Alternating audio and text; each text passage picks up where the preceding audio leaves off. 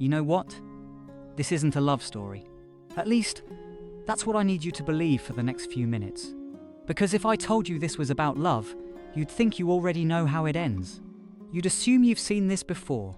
The cold boss, the warm employee, the inevitable thaw. But here's the thing about ice. Sometimes it doesn't melt. Sometimes it shatters. And what you find underneath isn't what you expected at all. So let me be clear from the start. This is a story about Marcus Reed, and Marcus Reed doesn't fall in love. He doesn't soften, he doesn't change, except he does. But not the way you think, not for the reasons you'd expect, and certainly not when he wants to. See, I'm going to tell you about the one person who cracked through 37 years of carefully constructed armor. But before I do, you need to understand something crucial. Marcus built those walls for a reason. And the person who finally breached them, they weren't trying to. That's what makes this whole thing so devastating. But before I tell you this story, do me a favor. If you've ever felt like you had to be strong all the time, if you've ever built walls so high, you forgot what it felt like to let someone in, hit that like button right now. And subscribe, because I share stories like this every week. Stories about real people, real emotions, real transformations. The kind of stories that remind us we're all human underneath it all. Now, let me take you back to where this really begins. Picture this: 42nd floor, corner office with windows that frame the city like it's a kingdom he owns. Inside that office sits Marcus Reed, and if you could bottle his presence and sell it, you'd label it controlled fury, or maybe calculated ice. He's the kind of man who wears $1,500 suits like armor, who keeps his desk so clean it looks like nobody works there, who signs termination papers with the same expression most people use to order coffee. Neutral, efficient, completely, utterly unmoved. At 6'2" with silver threading through dark hair that he probably schedules time to get cut, Marcus looks exactly like what he is. A man who turned a failing company into an empire through sheer force of will and an absolute refusal to accept human weakness, especially his own. His employees call him the wall behind his back, not because he's big, though he is, but because nothing gets through. Not appeals, not explanations, not tears. Especially not tears. He's watched grown men cry in his office, begging for second chances, and his expression never changes. Like he's watching weather happen, distant, observing something that has nothing to do with him. But here's what nobody knows, what nobody sees. Every night, Marcus Reed sits in that pristine office after everyone leaves, and he stares at a photograph in his desk drawer. He doesn't take it out. He just looks at it for exactly 3 minutes. Then he closes the drawer, gathers his things, and goes home to an apartment that looks like a hotel room. Expensive, impersonal, temporary. The photograph? It's of a little boy with a gap-toothed smile, holding a trophy that's almost bigger than he is. The boy is Marcus, the person standing next to him, hand on his shoulder. You can't see them anymore. He folded the photo years ago, creasing them right out of the picture. That's the thing about Marcus Reed's armor. It didn't appear overnight. It was built, piece by piece, disappointment by disappointment, until the boy with the gap-toothed smile disappeared completely. It's a Tuesday in March, when Lily Chen walks into Reed Enterprises for her first day. Not Monday, because the company doesn't do orientation on Mondays, Marcus's policy, and not in the rain or sunshine or any kind of poetic weather. Just a regular Tuesday. Overcast, forgettable. Lily is 28, which makes her too young for this position, according to the other candidates who didn't get it. She's also exactly 5'3", which means she has to look up at almost everyone in the company, and she wears glasses that are always slightly crooked, no matter how many times she adjusts them. She's been hired as Marcus's new executive assistant, the 6th one in 14 months. The previous 5 quit. Well, 4 quit. One was fired for crying in a meeting, which Marcus considers an unacceptable display of emotional incontinence in a professional setting. Yes, That's a direct quote from the termination letter. Lily knows all of this. She knew it when she applied. She knew it during the 3 rounds of interviews. She knew it when she accepted the position, and she still said yes. Why? That's what everyone wants to know. That's what Jennifer from accounting asks her within the first hour. Why would you want to work for him? And Lily, adjusting those crooked glasses, smiles. Because nobody else wants to. It's not the answer Jennifer expected. It's not the answer anyone expected. And it's the first thing about Lily Chen that doesn't make sense. Here's the second. She doesn't seem afraid of Marcus. Not even a little bit. When she walks into his office for the first time, without knocking, which literally everyone knows you don't do, he looks up from his computer with that expression, the one that has made senior executives stumble over their words. The look that says, "You are wasting oxygen in my presence." Lily meets his eyes. "Good morning, Mr. Reed. Your coffee is still hot. I put it on the left side of your desk because you're right-handed and the file you're reading is on the right. So this way, you won't accidentally knock it over when you reach for it. Also, you have a board meeting at 9:30, and Gerald Hutchinson called to ask if he can move it to 10. I told him no, because you don't like schedule changes. But if you want to call him back and allow it, I put his direct line on a post-it note under your coffee cup. The yellow one, not the pink one. The pink one is a reminder that your dry cleaning will be ready after 4. Then she turns around and walks out. Marcus sits there, coffee cup in hand, staring at the closed door. For exactly 23 seconds, he doesn't move, doesn't blink, just stares. Something just happened. He doesn't know what, but something just happened. For 3 weeks, nothing changes. Lily does her job with terrifying efficiency. She never asks questions she can figure out herself. She never apologizes unnecessarily. She never, ever tries to make small talk. She simply executes tasks with the kind of precision Marcus thought only he possessed. But here's what starts to happen, so slowly that Marcus doesn't notice it at first. She leaves things, not mess. Marcus would fire her in a heartbeat for mess. No, she leaves moments.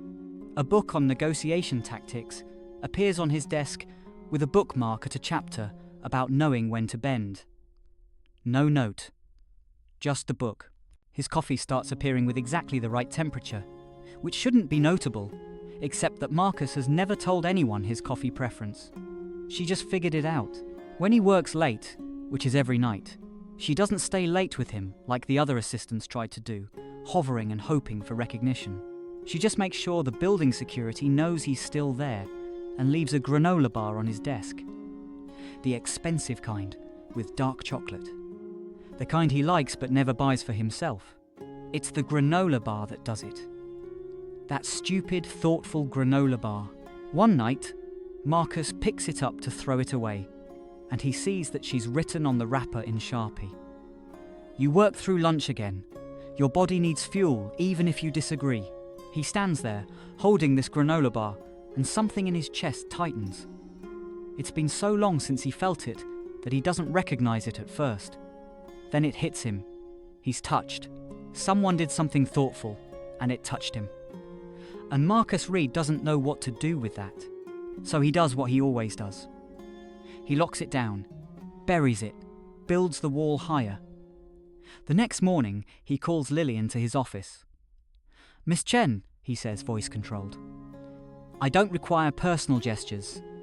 Your job is professional support, not dietary monitoring." Lily looks at him with those crooked glasses and says, "Okay." Just that, okay. No hurt in her voice, no defensiveness, just acknowledgement. The granola bars stop appearing. Marcus tells himself he's relieved. He tells himself, this is better, professional, appropriate. Exactly what he wanted. But that night, when he reaches for the drawer where he usually finds one waiting, his hand closes on empty space, and he's disappointed. He's disappointed, and he hates himself for it. It happens 6 weeks into Lily's employment. She doesn't come to work. This shouldn't matter. Employees call in sick all the time. It's normal, expected.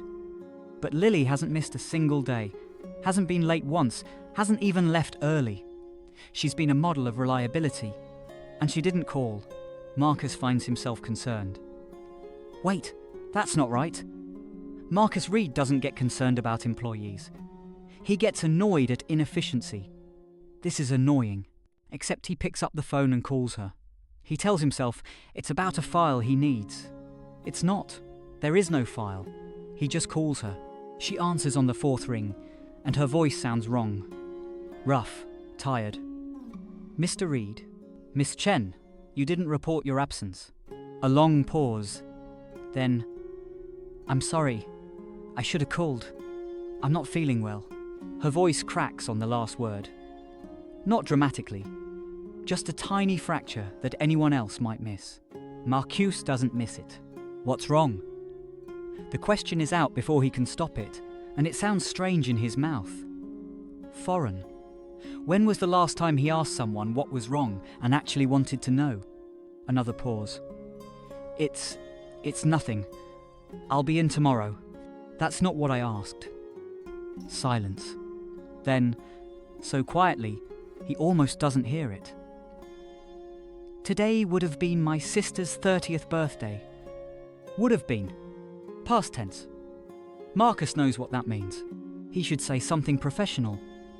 Express brief condolences. End the call. Get back to work. That's what Marcus Reed would do. Instead, he hears himself say, I'm coming over. What? Mr. Reed, that's not. Text me your address, Miss Chen. He hangs up before she can argue. Before he can change his mind. Before he can remember all the reasons this is inappropriate and unnecessary, and everything he spent his entire adult life avoiding. 27 minutes later, Marcus Reed is standing outside a modest apartment building in Queens, holding a paper bag from the Italian restaurant near his office, the one he never goes to because he works through lunch. He doesn't know what he's doing. He doesn't know why he's here. He just knows that Lily Chen is alone on a day she shouldn't be alone, and somehow that matters. She opens the door in sweatpants and an oversized college sweatshirt, eyes red, glasses even more crooked than usual. She looks at him like he's a hallucination. You came, she says, and she sounds stunned. I brought food, he says, because he doesn't know what else to say. She stands there for a moment, then steps aside to let him in. Her apartment is small but warm. There are plants on the windowsill, books stacked on every surface, photographs on the walls, real photographs in frames, not the impersonal art prints Marcus has in his apartment. And on the coffee table, there's a photo album, open to a picture of two girls. Sisters, obviously. One of them is Lily, maybe 10 years old. The other is younger, maybe 7, and they're both laughing at something outside the frame. Marcus looks at the photo, then at Lily. How long? 3 years. She sits on the couch, pulling her knees up. Car accident. She was 27. I'm sorry. Everyone's sorry. She's not being unkind, just factual. Sorry doesn't change anything. Marcus sits down. Not on the couch, on the chair across from it. Safe distance. Professional distance. Except nothing about this is professional. No, he agrees. It doesn't. They sit in silence. Marcus should leave. He's done his duty. He's shown humanity. Box checked. But he doesn't move. Can I tell you something? Lily asks suddenly. Of course. I know why everyone thinks you're heartless. Marcus tenses. Do you? Yes. She looks right at him. And for the first time, he sees past the efficiency and the crooked glasses to something deeper. Because you're terrified. You're terrified that if you let anyone in, you'll lose them. So you push everyone away first. It's not heartless, it's self-preservation. But, Mr. Reed? She pauses. It's also lonely. The words hit him like a physical blow. For a moment, he can't breathe, can't think. Can't maintain any of the walls he's spent decades building. Her name was Sarah, he says, and his voice sounds strange even to himself. My mother. She died when I was 12. He's never told anyone that. Not in 25 years. I'm sorry, Lily whispers. Everyone was sorry then too. He looks at the photo of Lily and her sister, but sorry didn't change anything. They sit there, in Lily's small apartment, with its warm mess, and its photographs and its evidence of life being lived, and something fundamental shifts. Marcus Reed doesn't cry, he never cries, but his eyes get bright, and his jaw gets tight, and he tells Lily Chen about a 12-year-old boy who came home from a baseball game to find his father sitting at the kitchen table, head in his hands, and knew before anyone said a word that his mother was gone. He tells her about how his father, drowning in grief, slowly disappeared into himself. How Marcus learned to be self-sufficient because nobody else was going to take care of him. How he built his walls brick by brick, disappointment by disappointment, until feeling nothing felt safer than feeling everything. And Lily listens. She doesn't try to fix it, doesn't offer platitudes. She just listens, and somehow that's enough. When he finally stops talking, the silence isn't uncomfortable. It's peaceful. Thank you, Lily says softly, for being here. Thank you, Marcus replies, for letting me in. He stays for 3 more hours. They eat the pasta he brought. They look through Lily's photo album, and she tells him stories about Emma, her sister. Funny stories, sad stories, all the stories that keep someone alive in memory. And Marcus finds himself smiling, actually smiling.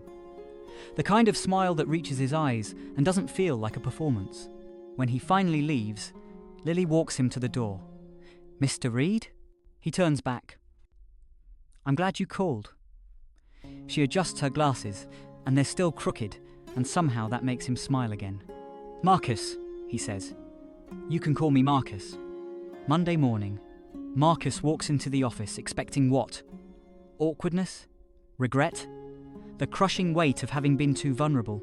Instead, Lily greets him with his coffee, perfect temperature, and a simple, "Good morning, Marcus." Not Mr. Reed. Marcus. That one word changes everything. Over the following weeks, something remarkable happens. Nothing dramatic changes, yet everything is different. Marcus still runs his company with an iron fist. He's still demanding, still exacting, still refuses to accept mediocrity. But now, when Lily brings him files, sometimes she also brings him lunch, and sometimes he actually eats it. When he works late, she occasionally stays late too, not hovering, but just there. They don't always talk. Sometimes they work in comfortable silence. Sometimes she tells him about a book she's reading, or he explains a complex business strategy, and she asks questions that show she's actually listening, actually interested. And slowly, so slowly that he doesn't notice it happening until it's already happened, Marcus Reed's office stops feeling like a fortress. It starts feeling like a place where he works, just works, like a normal person. But here's the twist you didn't see coming. This isn't a love story. Remember how I told you that at the beginning? I meant it. Marcus doesn't fall in love with Lily. Not romantically.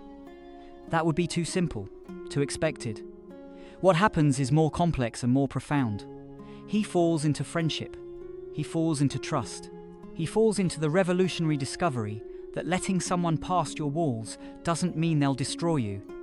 Sometimes it means they'll help you rebuild from the inside. Lily already has a partner. A kind software engineer named David, who she brings to the company holiday party. Marcus meets him, shakes his hand, and feels genuinely happy for her. Not jealous, not possessive, just happy. Because that's what you feel for people you actually care about.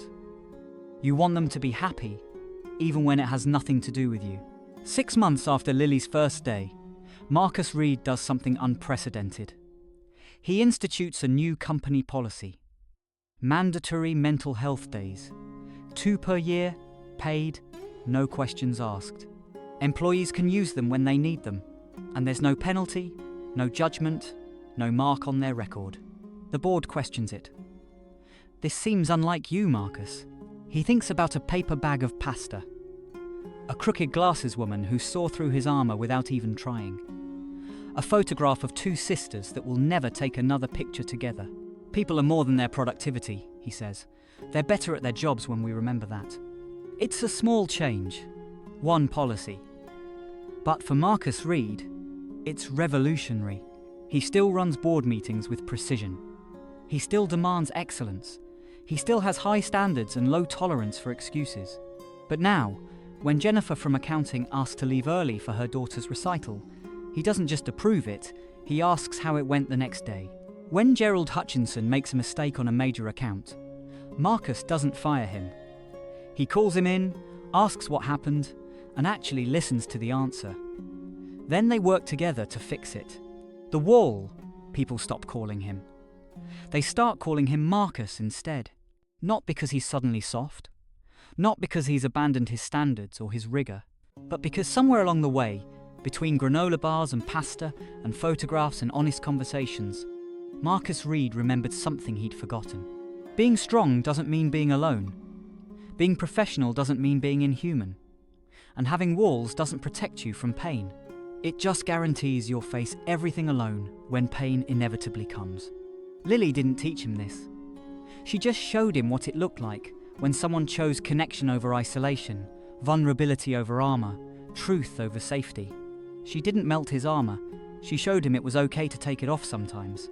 2 years later, Marcus Reed sits in his office after everyone has left. The office looks different now. There's a plant on the windowsill. Lily's doing, though she'd deny it if asked.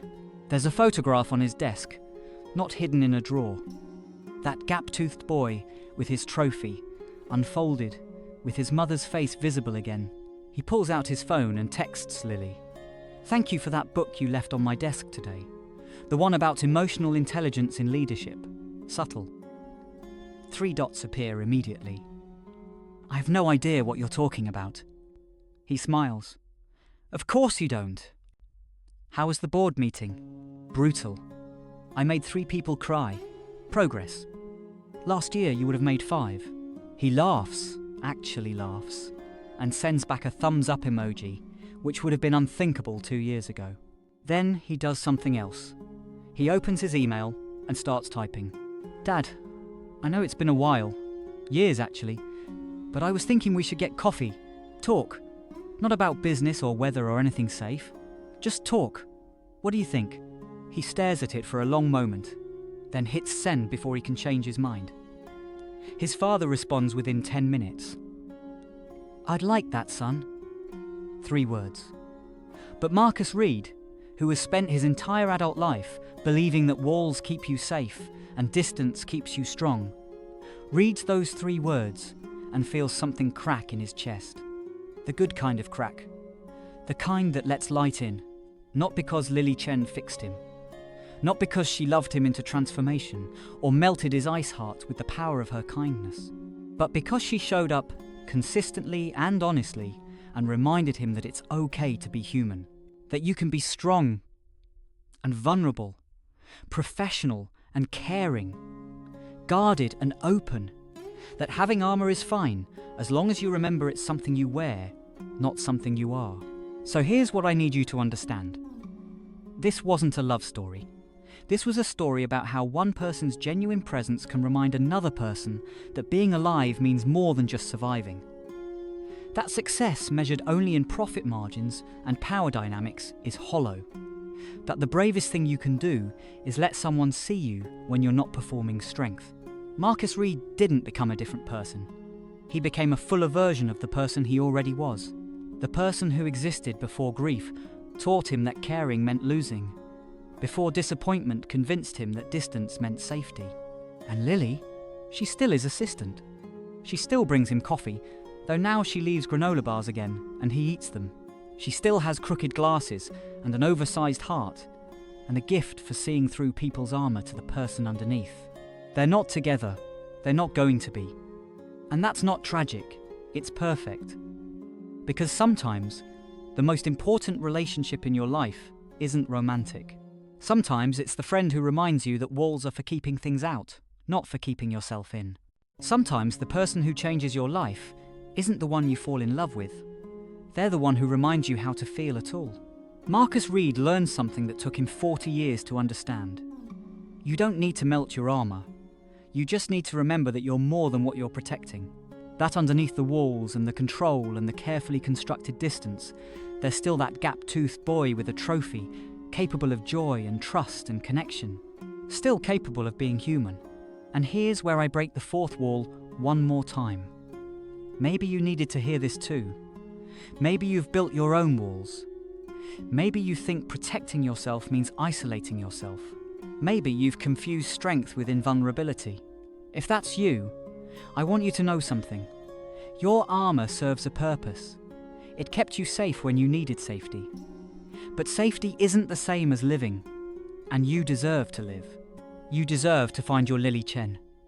Not someone to complete you or fix you, but someone who reminds you that you're allowed to take the armor off sometimes. That being vulnerable isn't weakness. That letting someone in doesn't mean losing yourself. It means finding yourself again. So, here's my challenge. Find one person you trust. Tell them one true thing. Not a big thing, not necessarily, just one honest thing you usually keep hidden. See what happens. Maybe nothing, maybe something, but at least you'll know you tried. At least you'll remember that underneath all that armor, you're still human, still capable of connection, still deserving of the kind of friendship that changes everything without needing to be everything. Still you. And if you found something in this story that resonated with you, if Marcus's journey reminded you of your own walls, or if Lily's quiet persistence sparked something, hit that like button, subscribe. Share this with someone who needs to hear it, because stories like this matter. Stories about being human, about connection, about the revolutionary act of letting someone past your defenses. Tell it today. Share it today. Connect today. Your armor can wait.